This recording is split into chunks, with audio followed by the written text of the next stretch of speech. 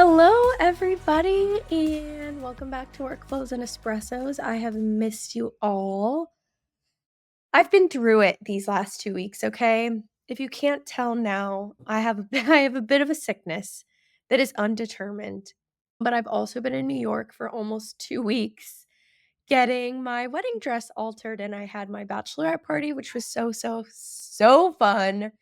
And just, like, the best weekend ever, and it made me so excited for my wedding, but I picked up some type of sickness, which would make sense because I rode in a lot of subways and a lot of taxis and definitely touched a lot of door handles. And last week, I was also sick, so I've got double sicknesses, okay, which is really telling me that I need to be upping my immunity, drinking more orange juice, and after this recording, I'm most certainly gonna go get an immunity shot, like the ginger. I think it's just ginger and cayenne.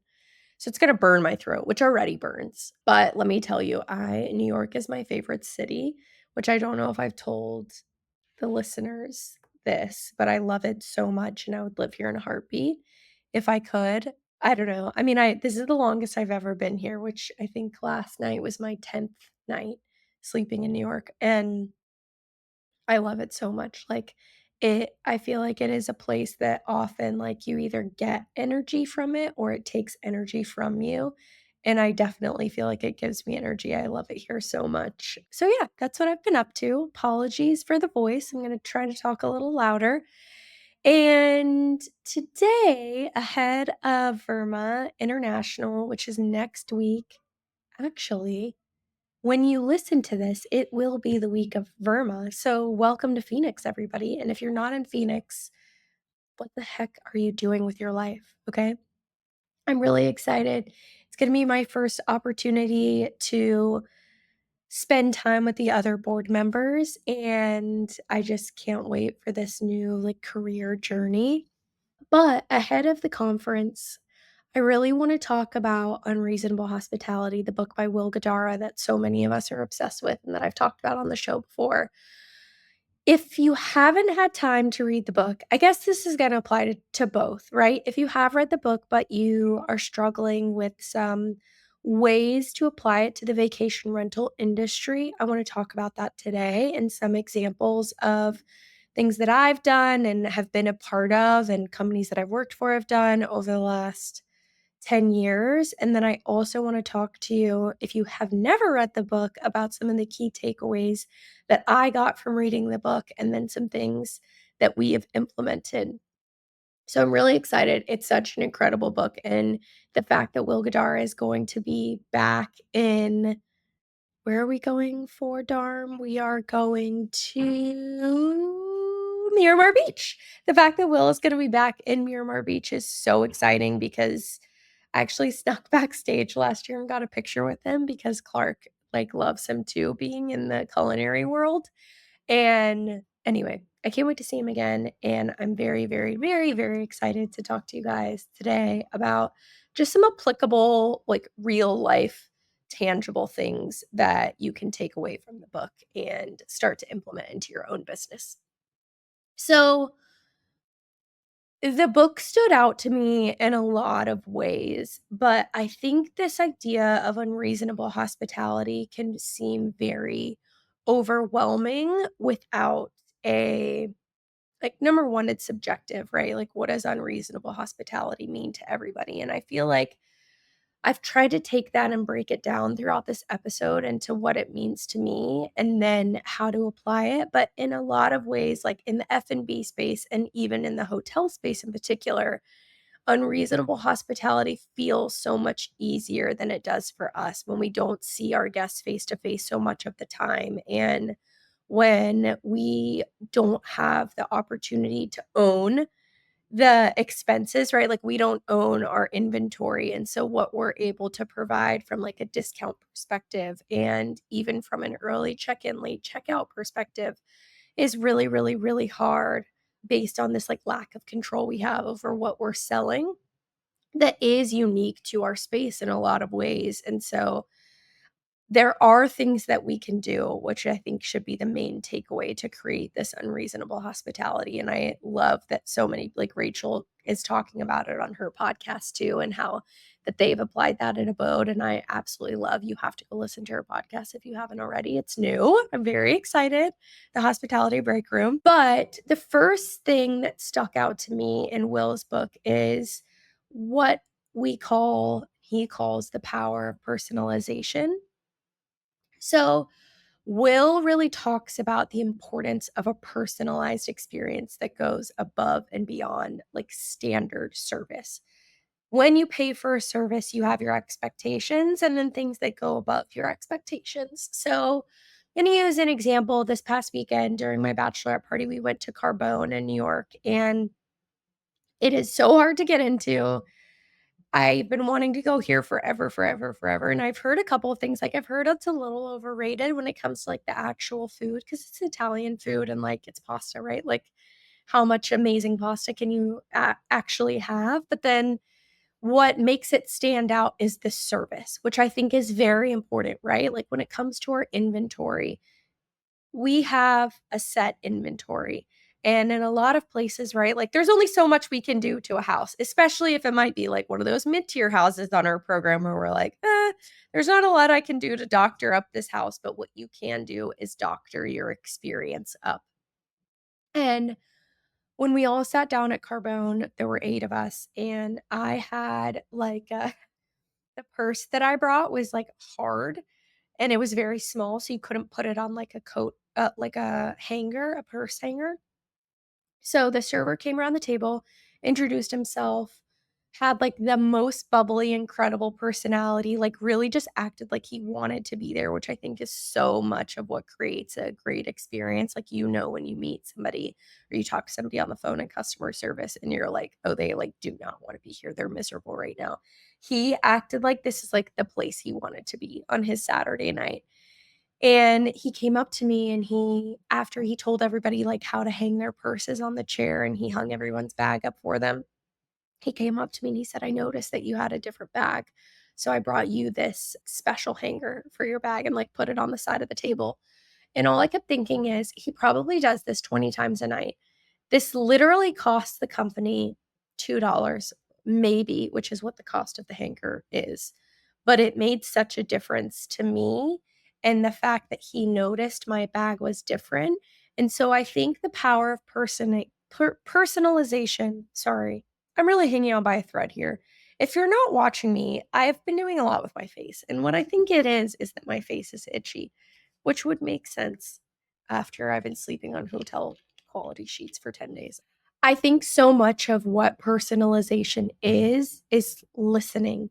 And you will be surprised what you hear when you listen to your guests.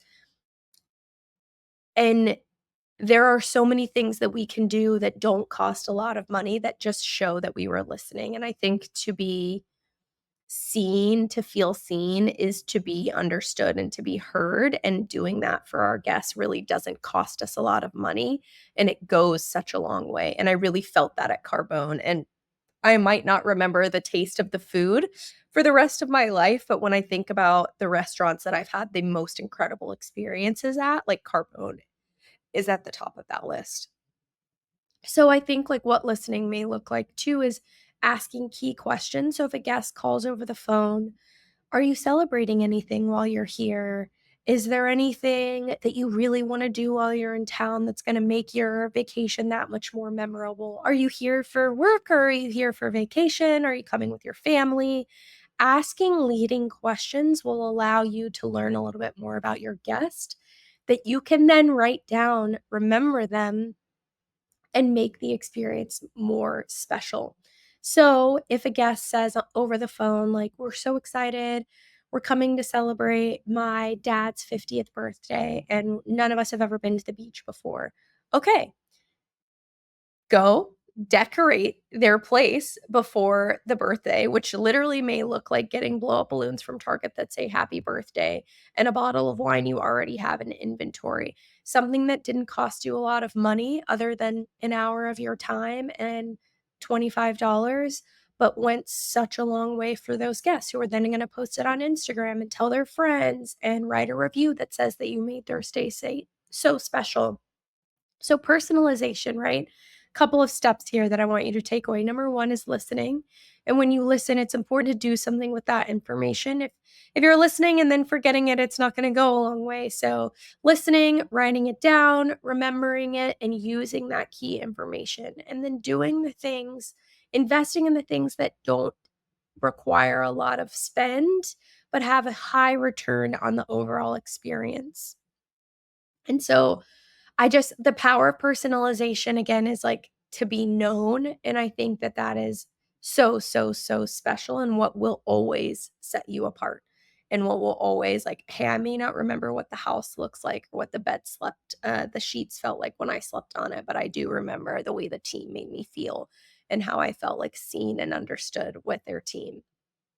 So the second takeaway that I really got from Will is cultivating a culture of hospitality and how hospitality is subjective and it means a little something different to everyone. But he talks about how if you build a really, really, really incredible team culture that prioritizes hospitality and service, that will always automatically translate to the guest experience. So I want to take you back to the 360 Blue days. And one thing that 360 did for employees is it would send our phone, like frontline employees who were communicating, our guest facing employees, to the Four Seasons or to the Ritz Carlton to learn about hospitality. And so the Ritz Carlton actually does a training that you can pay for. And so two of our employees went to the Ritz Carlton training. And then our director of guest services was sent to a Four Seasons to just experience the stay with her family and take notes and essentially like write a report on it, which reminds me of Rachel's employees like listening or reading books and then writing a report for a $150 bonus. It was very similar at 360. We would send employees, or the CEO would send employees on a trip to a very nice hotel to take notes and then come back and share with others about their experience. And it was really interesting, right? Like the CEO's view was, how can I expect our team to provide a Four Seasons experience if they've never stayed in a Four Seasons before? And this experience was built into our budget. And we added it as like experiences for our employees that we wanted to spend. Maybe it was $10,000 for the year that we had dedicated to sending those key employees who communicate directly with owners. And not only was it so important to morale, but it was so cool because these are the employees that get beat up over the phone and over email day in and day out. And to show an investment into those employees and doing something that makes them feel special is so exciting and so rewarding in so many ways, because a lot of the times, like, they're the ones that are talking to people that are pissed off and rude and mean, and it is an often thankless job. And I think that this way of building culture and investing in your own employees' experiences and giving them an experience that you want them to provide to guests, right? Like, how can you expect them to provide, again, like this Four Seasons level experience if that is what your business is going after, if they've never experienced it before? Or, if you are channeling Chick-fil-A, send a team to Chick-fil-A, see if Chick-fil-A does any type of training. Can you get in with anybody at Chick-fil-A corporate if you want to provide a Disney level experience of magic or a 11 Madison Park level of service, right? Like, there are things that we can do. And if it isn't sending your team to New York to go to 11 Madison Park, is it sending your team to Darm so they can listen to Will Goddara? Is it buying a copy of Unreasonable Hospitality for your team? And I just think that these investments in experiences for your employees pay off in dividends along the way.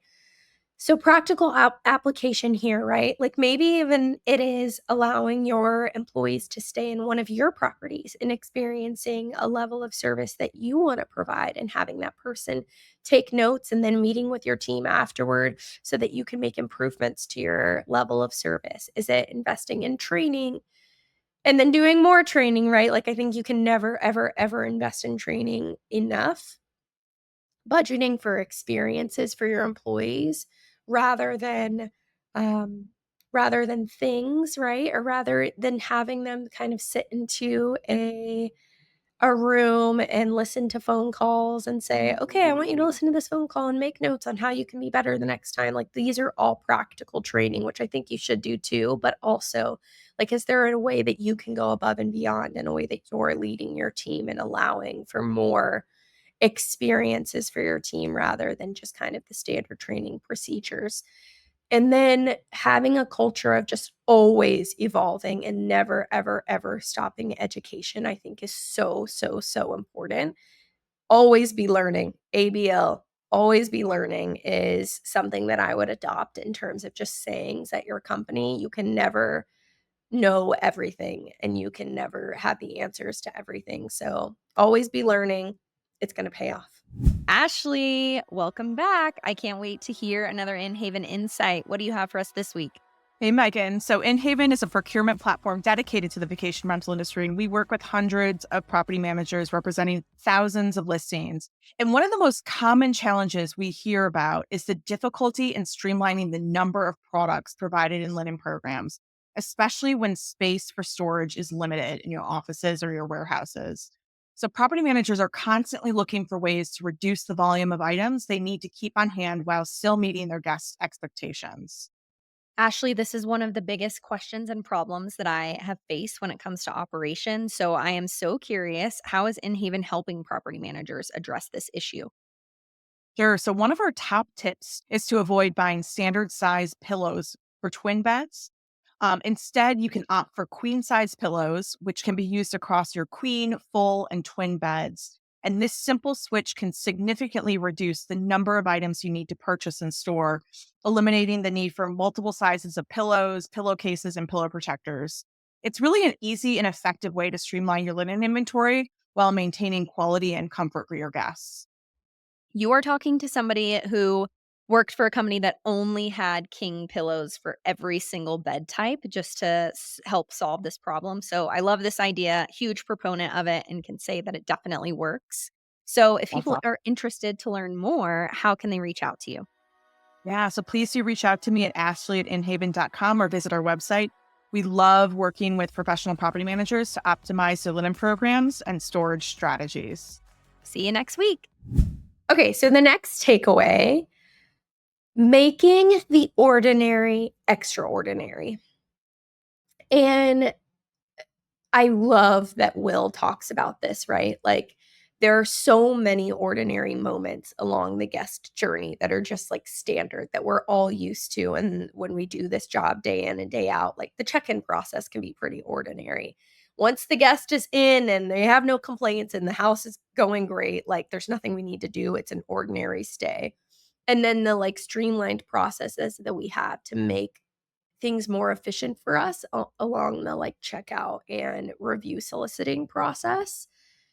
But these are all moments that we are able to step in and make extraordinary. And I love that this like frame of mind it shifts our perspective, which so much of my perspective and like what I talk about on workflows and espressos, you guys are probably all like, this is going against what you usually say, Meaghan, is efficiency. And I think efficiency at scale is incredibly important, but I think that efficiency should never come at the cost of the experience to your guests, because ultimately, like, that is our business, is providing experiences and making memories.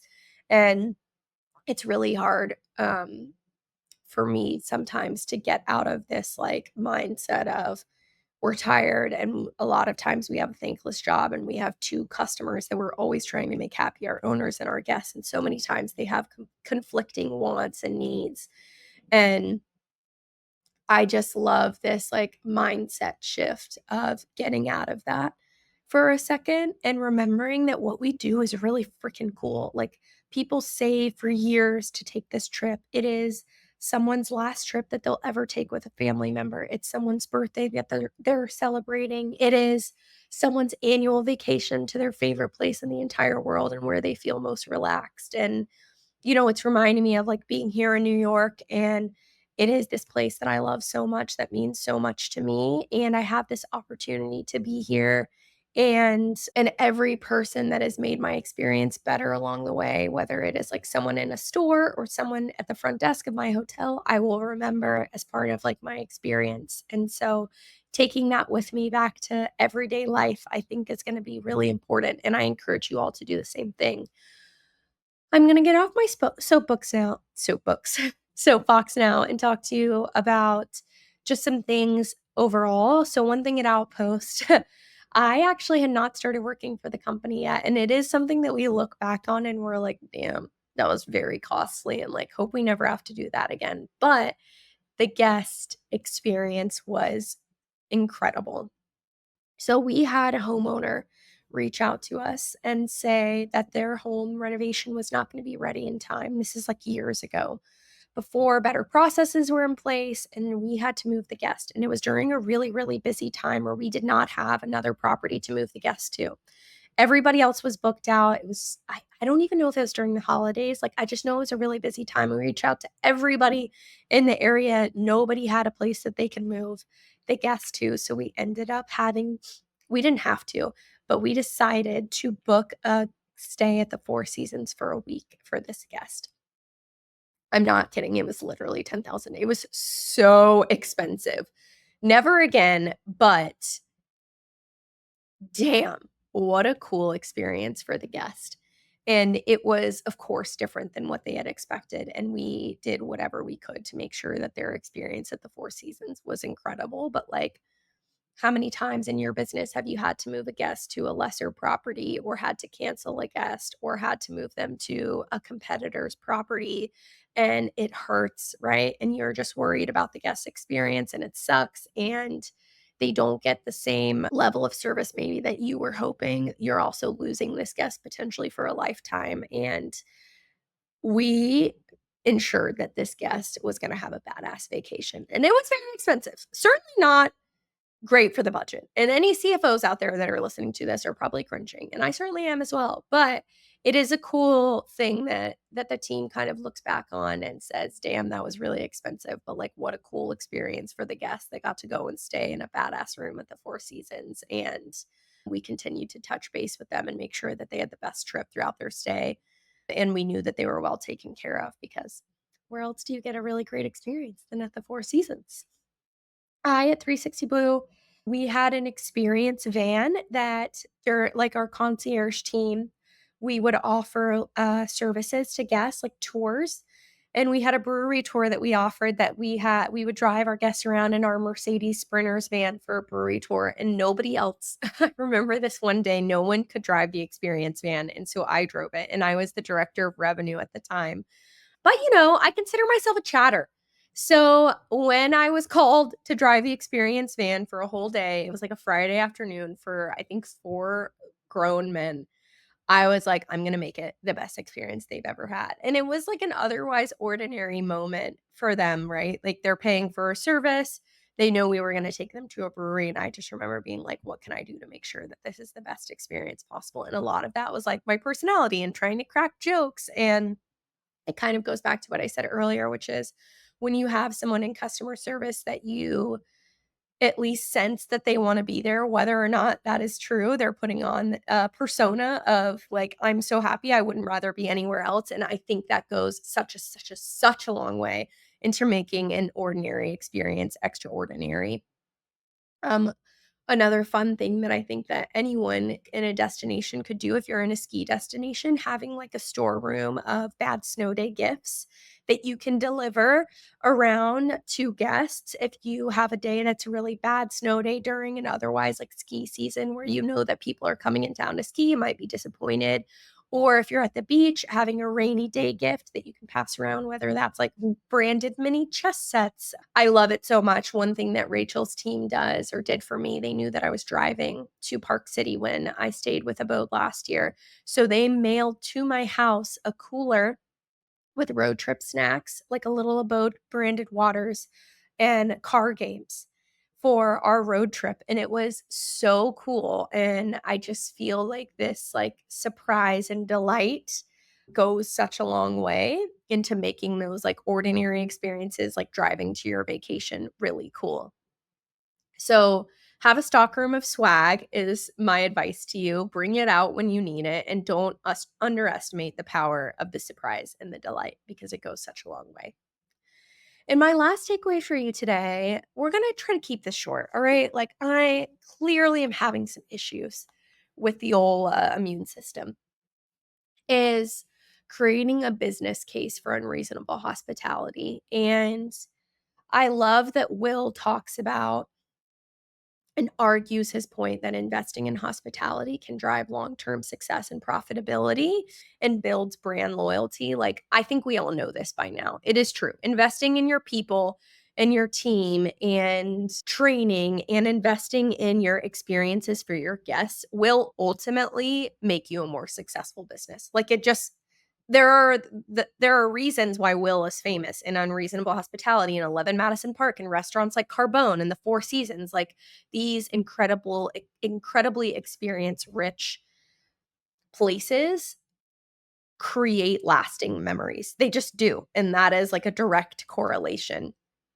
So, my experience is that this investment into overall like creating unreasonable hospitality and these amazing experiences, that it drives more repeat business. You have incredible reviews, and more than anything, which is like the cool bonus that you get, is it is so uplifting and morale boosting for your frontline team, who often hears the worst of the worst. We have kind of like a thankless job. I'll say it again. We are a lot of the time working with really wealthy individuals who have kind of shitty attitudes. We are trying to serve a guest and a homeowner that oftentimes have conflicting wants and needs. And we are we're dealing with a lot of mean people, right? Customer service is really hard when you're talking to people, and it can make you lose faith in humanity and the things that we can do to restore faith in humanity and to uplift our team and to take care of them and say, I know you get yelled at for a living. I know that you have to deal with angry people, and I know that you don't get a lot of thank yous. And I know that sometimes your bad calls can outweigh your good calls like tenfold. But we're going to make sure that you also have this opportunity to make people's day and make their vacation. This experience, to be able to create memorable experiences for guests, is so uplifting to employees. And I think that there's always a line between splurging and streamlining the guest experiences, and it is all determined on your budget and what makes sense for your company. And I, of course, like, at scale, efficiency is so important. And like, there are places where you can go in and make the experience extraordinary for your guests that don't cost a lot of money. And that is what I would focus on. And there are sometimes investments that are worth making that do cost a lot of money, like a Four Seasons stay. But having a line and also empowering your employees. So, one thing that we've done at Outpost and at 360 Blue is we had a budget that was specifically given to the guest services department, so that when they were on the phone with somebody and needed to send them out to dinner because a real estate agent needed to do a showing in the property, or if they wanted to, I don't know, X, Y, or Z, the person on the phones had a budget for themselves that they were able to provide a refund, send a guest out to dinner, surprise and delight based on their budget. And they were held to their budget, but they could spend it all, and they were encouraged to spend it because it was money that we had set aside to empower our employees to make decisions. And I think that that made the guest experience better because they weren't having to put them on hold and ask permission and go through a lot of red tape and channels in order to make a decision. They were empowered to do something quickly. And when you are the person that is able to make a decision that makes a guest happy, it's really freaking great because they like you, and you're not just the person that's getting yelled at and then having to pass the phone to somebody else who can actually have the control over making a decision that would please a guest. So, have a process for refunds, track your refunds, and then I encourage you to have like a surprise and delight or an empowerment budget for your employees that are on the phones and guest facing, so that they can provide a bit of a better experience, and it'll boost their morale as well. I can assure you. I think there are many ways that unreasonable hospitality changed and reaffirmed my perspective on hospitality. It is a job that I have many times gotten discouraged in because it's a hard industry to be in, and this book was like a light in so many ways and reminded me that what we do is really, really, really cool and special, and we're privileged to work in the job that we are. I have we have implemented so many things in so many of our businesses, not just the vacation rental company, from this book, and Will has personally become one of my heroes that I look up to, and I think that it is worth the read. So, if you listen to this podcast and it encourages you to read the book, or if you've read the book and you are struggling on how to bring some things to light and implement some changes in your own company from what you learned in the book, I hope you learned something today. I'm sorry for my voice changes. I promise I'll be back to normal, or hopefully back to normal next week. And thank you, as always, for listening. I feel privileged to do this podcast and to be a part of your week if you are a weekly listener. So thank you so much. And I can't wait to see you next week. And if you're at VIRMA, I can't wait to see you there. Okay, have a great week. Bye.